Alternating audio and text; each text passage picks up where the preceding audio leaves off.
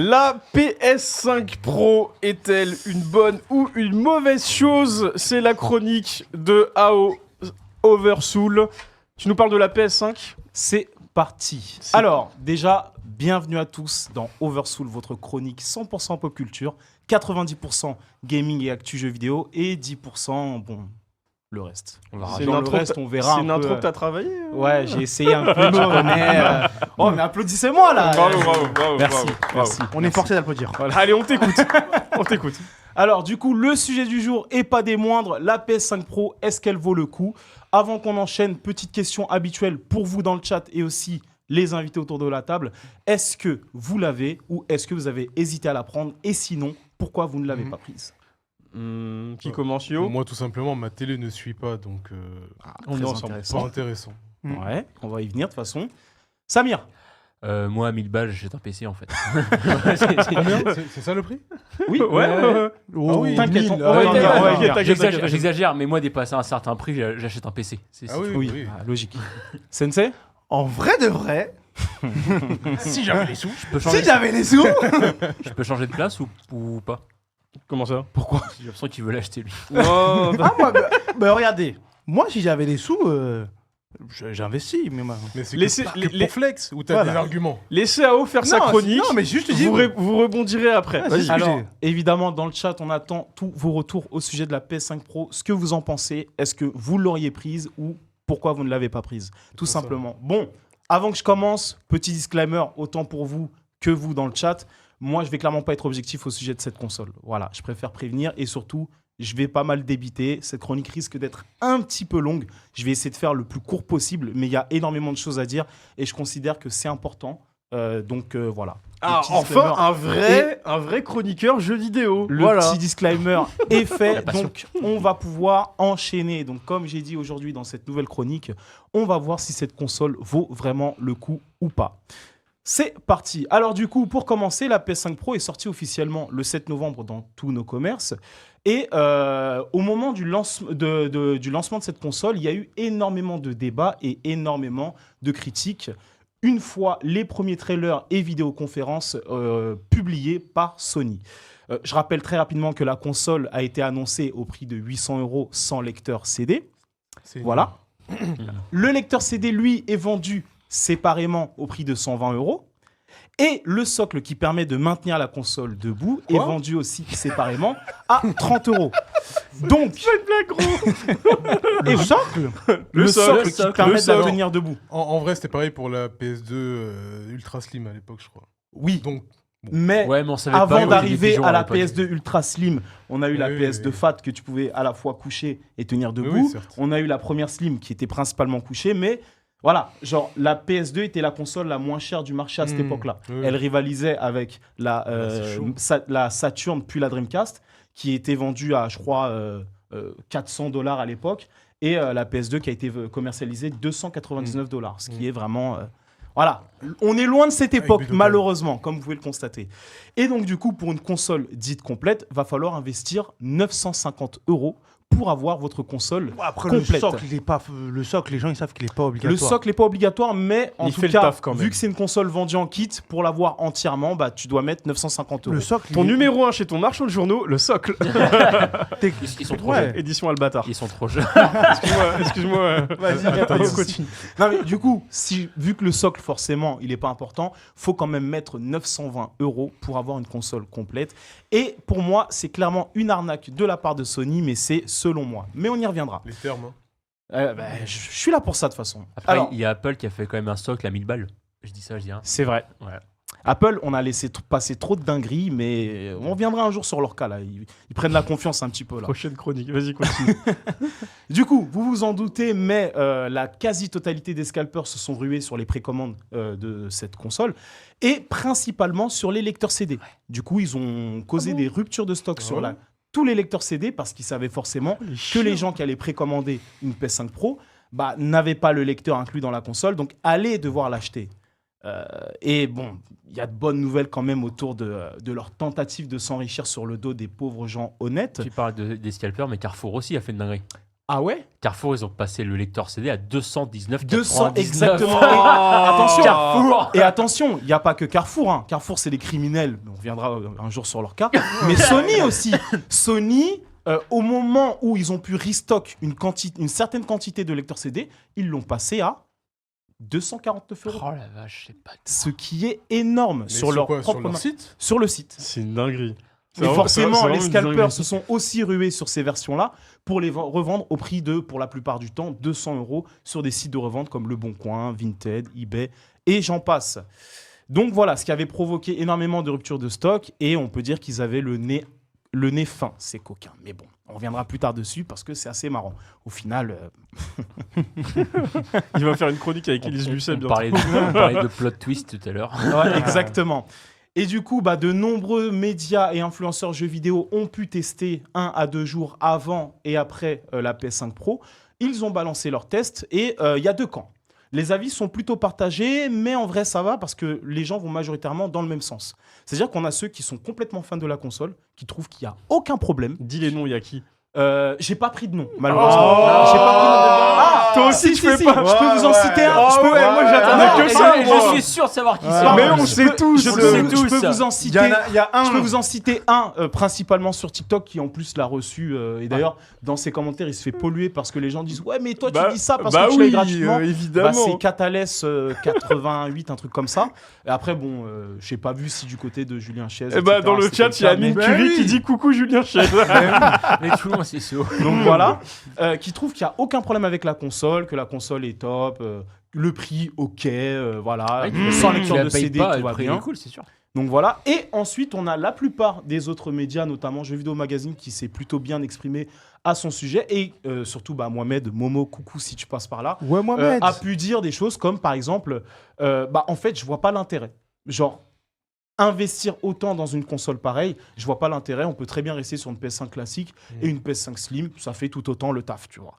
Donc voilà, c'est vraiment si on veut chipoter sur des détails, sur quelques différences visuelles. Donc du coup, voilà. t'es en train de nous dire qu'entre le mode performance et le mode... c'est quoi, c'est un mode classique C'est le mode Ouais, fidélité, fidélité et le mode performance, Exactement, ouais, c'est ouais. ça. Il n'y a pas de grande diff alors en vrai. Je vais y venir justement dans mon prochain bloc, mais le problème en fait de cette console, c'est que même ces médias-là disent que pour profiter des pleines capacités, faut la télé qui va avec. Exactement. En fait. Donc et on parle pas de télé HD que vous retrouvez sur le commerce à partir de 200, 300, voire 600 €. On parle quand même d'un prix de départ à environ 1 000 € jusqu'à 3 000 € et plus si on veut vraiment une qualité de fou malade à la qualité optimale, quoi. Et ça, c'est vraiment pour avoir la possibilité d'avoir ces améliorations de performance et de qualité. Tu vois. Mais si vous avez une télé classique qui diffuse que de la HD, la PS5 Pro vous sert à rien. Vous allez voir aucune différence. Non. Donc voilà. Et après cette petite aparté, on va rentrer dans le vif du sujet. Alors, est-ce qu'elle vaut le coup? Je vous pose rapidement la question, après tout ce que je vous ai dit. Est-ce que vous considérez qu'elle vaut le coup? En vrai, non. Elle est juste passée chez Adidas et elle a eu 3 bandes. Quoi. C'est bon, tu vois. waouh. Non, mais en vrai, on peut applaudir. On peut applaudir, Elle est pas mal. Merci. Elle est pas mal. Elle est passée Mario. J'aime Elle beaucoup. je La veux un ref nouveau Adidas, j'aime ouais, beaucoup. franchement. Je veux un nouveau custom. Voilà. La Stan Smith PS5. Je te jure. C'est ça. Alors du coup, C'est une Yamamoto. non, clairement, elle ne vaut pas le coup, mais je vais quand même nuancer mes propos. C'est vrai que j'ai dit que j'allais pas être objectif. Je vais quand même essayer de l'être un minimum et vous énumérer rapidement ses capacités. J'ai pris des notes. Alors du coup, cette console possède un processeur graphique amélioré avec 67% d'unités de traitement de plus que les consoles PS5 classiques et une mémoire de 28% plus rapide, ce qui promet un rendu 45% plus rapide que sur tous les jeux. On a ensuite des améliorations pour le ray tracing, donc les performances sont doublées, voire triplées, ça c'est d'après Sony bien sûr, et un upscaling piloté par l'IA baptisé le PSSR. D'accord ? Donc c'est le PlayStation Spectral Super Résolution, ce qui permet une meilleure mise à l'échelle et des détails, un niveau de détail beaucoup plus accru et bien sûr un meilleur travail sur les lumières, l'ombrage, les détails fins qu'on ne voit pas de prime abord. Donc voilà, ça c'est ce qu'elle a apparemment dans le capot. Et maintenant, avec toutes ces promesses, vous allez me dire que la console, elle est totalement utile, qu'elle vaut le coup, etc. Erreur. Malheureusement, la console, quand elle est sortie, la plupart des jeux qui devaient bénéficier de cette amélioration n'ont pas subi la mise à jour au lancement même de la console. Ah bon? C'est-à-dire que tu achètes ta console, tu rentres chez toi, tu la branches, tu mets ton jeu, tu as une PS5 classique. Voilà. Donc sans voilà, lecteur. pour l'instant, il faut attendre que les mises à jour se fassent. Ensuite, pourquoi cette console ne vaut pas le coup? Tout simplement parce que la plupart des jeux dépendent des studios qui diffèrent les uns des autres. C'est-à-dire qu'il y a des studios qui vont s'investir sur un travail et une refonte des jeux pour les adapter sur le support PS5 Pro, et d'autres qui vont pas forcément plus s'investir que ça. Je parle par exemple de Insomniac Games qui s'est énormément investi sur la refonte de Spider-Man 2 tout simplement, et Marvel Spider-Man 2.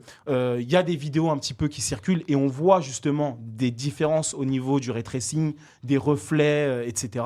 Mais ça c'est minime. Tu vois. Ouais, ça change pas, Genre, ça change pas grand-chose. ton expérience du jeu. Exactement. Ouais. Il y a par exemple le cas FF7 Rebirth qui lui a vraiment subi une modification parce que le jeu au lancement il avait vraiment subi un downgrade. Là comme vous pouvez le voir à l'écran, je pense que vous n'allez pas voir la différence dans tous les cas. Je regarde un peu les reflets au niveau du Dans sol. le chat, dites-nous sur si vous voyez la différence. Mais c'est pas. voilà, genre en termes d'FPS, c'est légèrement plus fluide, mais encore une fois, si vous n'avez pas la télé qui va avec, ça vous sert strictement à rien. En tout cas, pour l'instant, dans franchement. le chat, ils sont d'accord avec toi.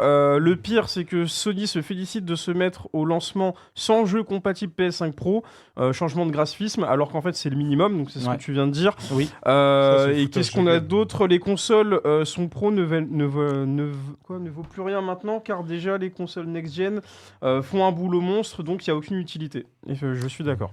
C'est ça, et c'est tout à fait ça. Et ensuite, un autre problème que je veux vraiment appuyer, encore une fois, c'est qu'on nous vend une console qui nous retire des acquis de base. Et quand je parle d'acquis de base, je parle du lecteur CD. En fait, les consoles de salon ont toujours été vendues avec un lecteur de CD intégré. Et d'ailleurs, ce qui est regrettable avec cette console, c'est que la philosophie même de Sony, ça a toujours été d'amener une innovation autour de leur lecteur. C'est quand même les premiers à avoir commercialisé une console qui promouvait le CD-ROM. C'est les premiers avec un lecteur DVD sur la PS2, qui était d'ailleurs le lecteur le moins cher du marché et qui était l'argument phare pour acheter une PS2. 2 ans, La plupart des familles, la plupart des familles, quand ils achetaient une PS2, c'était pas pour les jeux, parce que les jeux ont mis du temps à sortir. C'était principalement pour le lecteur CD et le côté multimédia de la console. Et en fait, là, on se retrouve des années plus tard avec une PS5 Pro qui est vendue sans lecteur de CD avec la possibilité d'en mettre un. Mais ça, c'est clairement un test et un avant-goût de ce qu'on pourrait affronter dans les années à venir avec les futures consoles. Je me souviens, En fait- on en avait déjà discuté, toi et moi. Exactement. Ouais. Et c'est quelque chose que beaucoup de créateurs de contenu, beaucoup de youtubeurs, beaucoup de journalistes tentent de balancer sur les réseaux et dans la masse populaire parce que c'est important d'en parler. Mais Sony, clairement, on le sait tous, ils ont le monopole actuellement sur les consoles de salon. Ils ont pour l'instant, on va dire, gagné la guerre des consoles. Xbox ne concourt plus. Voilà, ils l'ont assumé. Phil Spencer l'a dit de manière subtile. Ça date. Voilà. Je rejoins un mot. Voilà. Ouais. Son argument à Phil Spencer, comme l'a dit Monsieur Kingji, c'est le Game Pass en fait. Exactement. Et ils se positionnent plus que sur le Game Pass. Maintenant, quand ils ont balancé leur Xbox One S, ce qu'ils ont principalement mis en avant, c'est le fait que cette console est full digital. C'est-à-dire qu'elle n'a pas de lecteur de CD. Et si tu veux jouer, prends un abonnement. Va sur le Game Pass, télécharge tes jeux. Tu vois. Et en fait, là où je veux en venir quand je dis qu'on perd des acquis, c'est qu'on tend de plus en plus vers une industrie 100% digitale où on n'a pas de contrôle sur nos jeux. Les jeux achetés en digital ne nous appartiennent pas. Et quel est du coup le danger par rapport à ça? C'est la fin du marché physique et de l'occasion. Ce qu'ils essayent Voilà. de faire depuis la Xbox One, en fait. Bien avant la Xbox One. Rappelez-vous la PSP Go. Ah oui. La PSP Go, c'était une première tentative de la part de Sony qui a totalement floppé parce que les gens à l'époque se disaient une console où tu peux pas mettre de cartouches, de CD dedans, c'est une aberration. Non, C'est inadmissible. Moi, ce qui me gêne le plus, c'est qu'on peut pas se les prêter. Exactement. Ouais, mais du coup, moi j'ai une Ah, question. mais du coup, on va pas te les piquer. C'est ça. Mais est-ce que c'est peut-être pas le nouveau marché qui veut ça?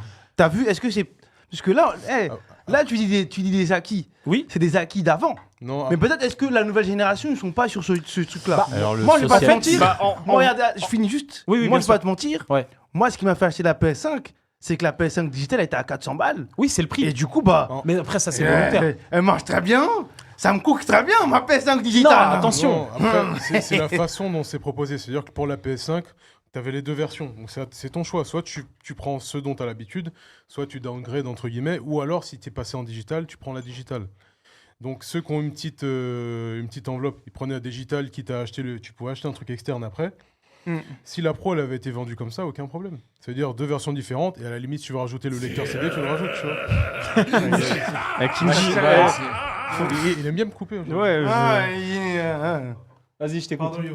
Non, t'inquiète. En fait, ce qu'ils ont fait quand ils ont sorti la Slim, ils ont vendu séparément le lecteur CD de base. C'est vraiment, ils avaient tout prévu pour que les gens achètent la Pro. Ah ouais. Ah oui, ça fait partie de leur bah, marketing. Ça, c'est... Avant, en fait. Bah oui. Mais c'est un test. Et d'ailleurs, c'est un test. ouais, quand ils ont lancé la PS5, ils ont fait exprès de faire deux modèles. Ils ont fait exactement comme Xbox. La S et la X. Ils ont sorti une PS5 standard, c'est-à-dire avec le lecteur CD, et une PS5 digitale sans lecteur CD. Et ils ont fait exprès de jouer sur l'argument du prix pour que tout le monde aille sur la PS5 digitale. Sauf que le problème de la PS5 digitale, c'est quoi ? C'est que tes jeux, t'as aucun contrôle sur le prix.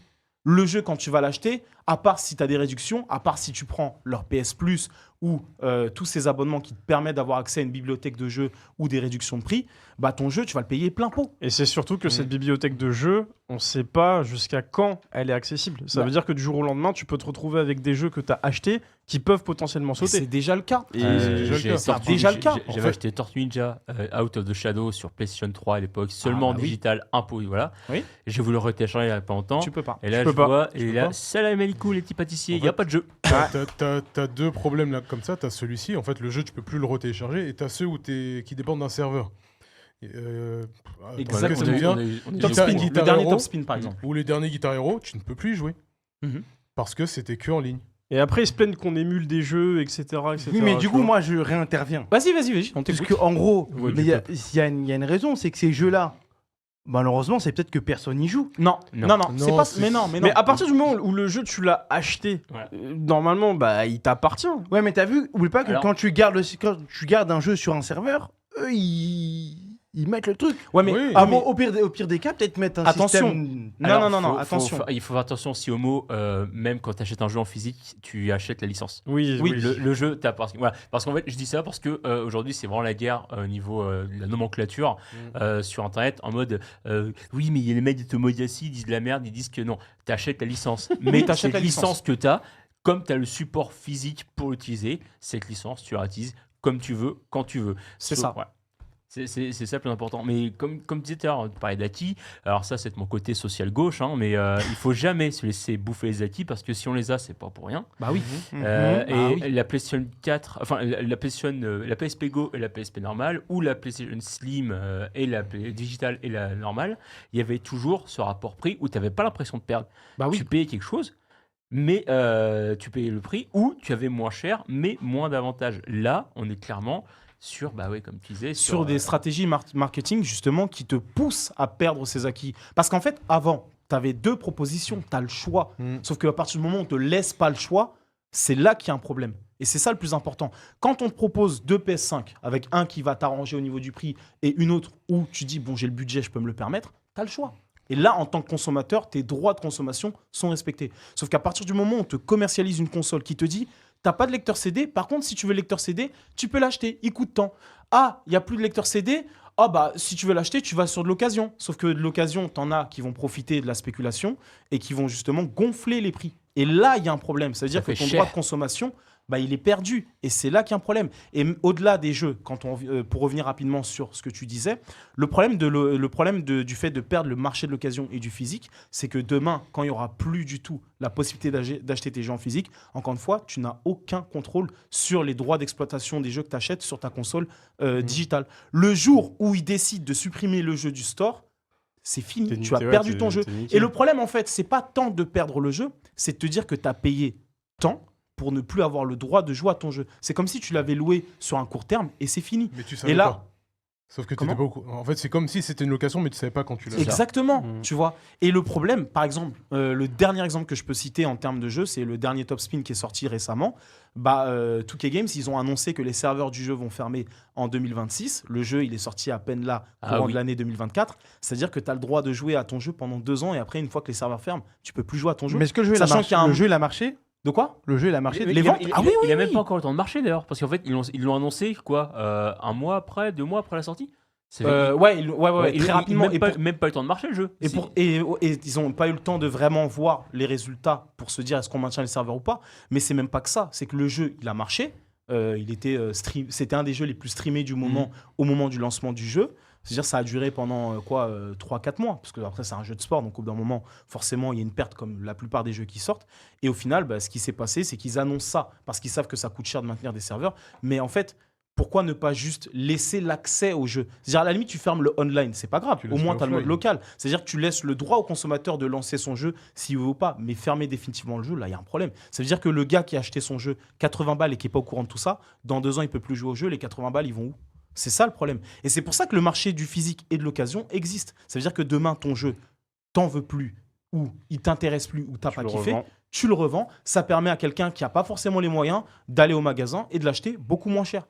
Et c'est là que c'est dangereux. Et c'est sur cet aspect-là que je veux vraiment appuyer. C'est que, en fait, ce type de marketing-là met complètement en danger notre droit de consommation vis-à-vis du marché du physique et de l'occasion, en fait. Et c'est pour ça que cette console, elle est dangereuse. En fait, c'est révélateur de l'état de santé actuel de l'industrie du jeu vidéo en 2024. L'entertainment en général, que ce soit le jeu vidéo ou le cinéma ou l'animé en général. Matt Damon l'avait dit lui-même quand il parlait du cinéma. Aujourd'hui, pourquoi est-ce que les gens prennent moins de risques? C'est parce qu'à l'époque, ils pouvaient se rattraper sur le DVD. Comme aujourd'hui, le physique est en train de crever au niveau du cinéma, il y a moins de prise de risque et tout de suite, on dégage pour passer sur du streaming où il y a moins d'argent. Et même... un truc encore plus chier avec cette histoire de numérique, tu sais que si tu joues à Schwarzwras aujourd'hui, tu n'auras jamais la fin. Ouais. Ah, le jeu qui est sorti sur PS3, PS3, Xbox 360 par Capcom. Voilà, exactement. Non, 2015, 2016. En 2014. Tu n'auras jamais la fin. La fin est en DLC. Et la DLC n'existe plus. Le serveur est fermé. Ah ouais, la dinguerie. La vraie fin. Prince of Persia 2008, pareil. Exact. La fin, DLC. Street Fighter, je crois que c'est The Third aussi. Si je dis pas de bêtises, le jeu, tu peux plus le lancer. Pourquoi? À cause du système de lancement Microsoft qui a fermé à l'époque. Ah, donc tu es en train de me dire que Street Fighter First Strike... c'est le 4. First Strike, non, le 4 du coup. C'est le 4, pardon. Le 4, tu peux plus y jouer? Arcade Edition. Non, arrêtez parce que je l'ai à la maison. Street Fighter, attends. Arcade Edition, tu peux jouer offline. Non, je dis des bêtises, mais en tout cas, il y a un des Street... je crois que c'est Ultra Street Fighter, je dis pas de bêtises. Ah, c'est le dernier en fait. Je revérifierai, mais en tout cas, il y a un des Street Fighter qui était sorti sur 3.6. La Ultra Street Fighter... Alors, Ultra Street Fighter Arcade Edition 2012 exactement, parce que c'est la mise à jour de 2012 qui change le jeu, sauf qu'aujourd'hui tu peux plus télécharger la mise à jour de 2012. Oui. Putain. Voilà, parce que les serveurs ont fermé, les serveurs qui te permettent, bien sûr, qui te permettent de justement lancer le jeu, ont complètement fermé. Du coup, tu peux plus lancer ton jeu. Et c'est ça le danger aussi du digital, c'est encore une fois ce droit de consommation. Et quand on regarde bien, c'est vrai que c'était intéressant ce que tu disais quand tu disais que l'industrie tend vers le digital. En fait, moi, je suis pas contre complètement l'industrie du digital. Je suis juste pour qu'on n'oublie pas le physique à côté, parce qu'en fait, il y a un marché du physique qui existe, tu vois. Et quand je vois que la plupart des gros de l'industrie poussent l'industrie du digital pour leurs intérêts personnels, en dépit justement du droit de consommation et aussi juste de la passion, là, il y a un problème, tu vois. Puis c'est la mort d'un pan de la culture, parce que le physique, c'est un pan, le physique, le collector, ça, c'est un vrai pan de la culture. Peut-être un petit peu moins en France, mais maintenant, mais je me rappelle, il y a 5-6 ans, les bastons pour les collectors et pour le physique, et pour le nichage, pour le retrouver. Vous êtes allé au Japon, les gars, du coup, vous avez fait évidemment Akiba, vous avez fait les magasins de casse pour trouver du physique. Mettons qu'aujourd'hui, t'as le nouveau Final Fantasy VII qui sort, mais qui est en digital, les gamins dans 20 ans, ils vont faire comment? Ouais. C'est un pan de la culture qui crève. Dans le chat, on nous dit est-ce qu'il faudrait pas passer à autre chose et arrêter de vouloir lancer des vieux jeux? Moi, je suis pas forcément d'accord parce que là, on vient sur mon terrain. Là, on vient sur mon terrain. Et d'ailleurs, merci pour ce commentaire. En fait, c'est Moma 86. Merci à toi pour ce commentaire parce que c'est hyper intéressant. Alors en fait, c'est pas une question de d'arrêter avec les vieux jeux. Il n'est pas question de ça.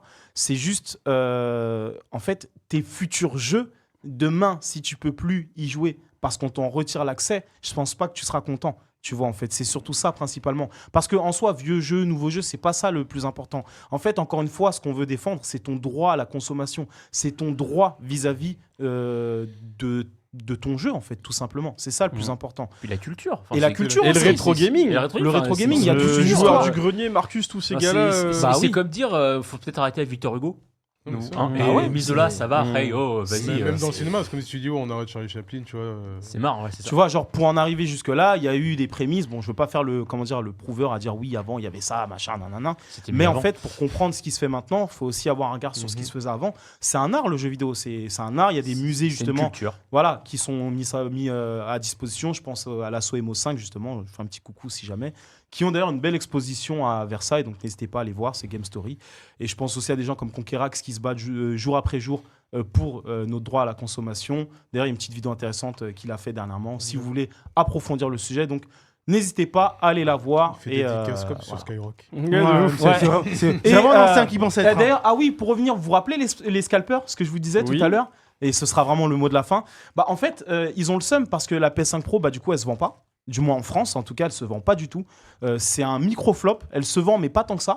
Et en fait, ils ont précommandé la quasi-totalité, j'abuse, mais des PS5 Pro en grosse quantité et ils n'arrivent pas à les vendre. Elle est même à 500 balles sur le bon coin. Ouais, et ils n'arrivent pas à les Ah, vendre. même à 500 500 balles, ouais. Parce que ça intéresse Mais pas les gens. La PlayStation 5, déjà, elle crache pas. Elle crache pas ses poumons. À quoi ça sert de passer sur une console plus puissante alors que les développeurs n'arrivent pas à faire Bah, cracher ouais, leurs poumons C'est la peut-être PlayStation. pour ceux qui n'ont pas encore de PS5, justement. Il y en a beaucoup de gens qui Bah, n'ont pas autant encore. partir sur la PS5. À en- voir voilà. si d'ici Noël, C'est du ça. coup, C'est il y ouais, aura mais c'est peut-être pas que ça, un- c'est aussi les jeux. mais- Donc, Il y a- il y a- voilà. il y a- mais non, c'est plus. Moi, je pense déjà qu'il y a beaucoup de gens qui n'ont pas de PS5 actuellement. Et je Oui. pense que c'était eux qui voulaient attaquer en cette période de fin d'année. Non, c'était tout le monde. En fait, encore une fois, pour revenir très rapidement sur ce que je dis et après on finit parce que là on va s'étendre. En fait, Sony, encore une fois, ils ont le monopole et ils le savent, ils en ont conscience. C'est eux qui donnent le rythme. Ça veut dire qu'au moment où ils te font une PS5 Pro de ce type, c'est pour anticiper l'avenir. C'est-à-dire que la PS6, PS7, je vais un peu loin, il se peut qu'elle soit full digital et qu'on se retrouve encore une fois qu'avec des jeux digitaux. Pardon. Et du Donc coup, voilà. pour finir, ce sera la dernière question avant qu'on change de séquence. Ouais. On te demande, du coup, qu'est-ce qu'il faut prendre comme PS5 La Slim. Pour moi, à l'heure actuelle, la Slim, c'est la plus performante, c'est la plus récente, c'est celle où tu as la possibilité de changer ton lecteur de CD. Mais malheureusement, vu ce qui s'est passé dernièrement avec les scalpers et les ruptures de stock, forcément, je recommanderais la classique qui est très très bien, vraiment pour jouer à vos jeux, Ah, bah, les plus suffit, récents. je l'ai- Ça je l'ai- suffit je l'ai amplement. depuis la Day One, Voilà, moi. elle Moi, tourne j'ai très depuis très le bien. premier jour, Voilà, Pareil, toi, ouais, j'ai regarde, la- j'ai la- elle j'ai la tourne, même elle aussi, tourne. ouais. J'ai la même. Voilà, Et- donc moi je conseillerais la Slim. Si jamais vous avez une panne sur votre lecteur, vous avez la possibilité de la changer et ça c'est intéressant. Mais sinon la classique c'est très très bien. Les prix vont baisser pour les fêtes, donc foncez. Vous avez Par tous une contre- PS5 à la maison Ouais. Totalement. moi, je- Tous, ah oui. oui. PlayStation, Depuis le ouais. premier Ça, jour, mec, ouais. j'ai- Et ça tourne. Ok, bah c'est marrant j'ai parce la que PS Vita, mec. Ouais aussi. c'est marrant parce que le seul qui est sorti c'est celui qui a pas de PS5 au final. et il est assis il est là. Merci Ao pour la chronique. Bah merci à vous. On te retrouve dans 15 jours pour Oversoul, nouvelle chronique jeux vidéo. Et dans le chat, ils te saluent parce qu'ils ont dit que t'as très bien bossé ta chronique. Merci beaucoup. Voilà.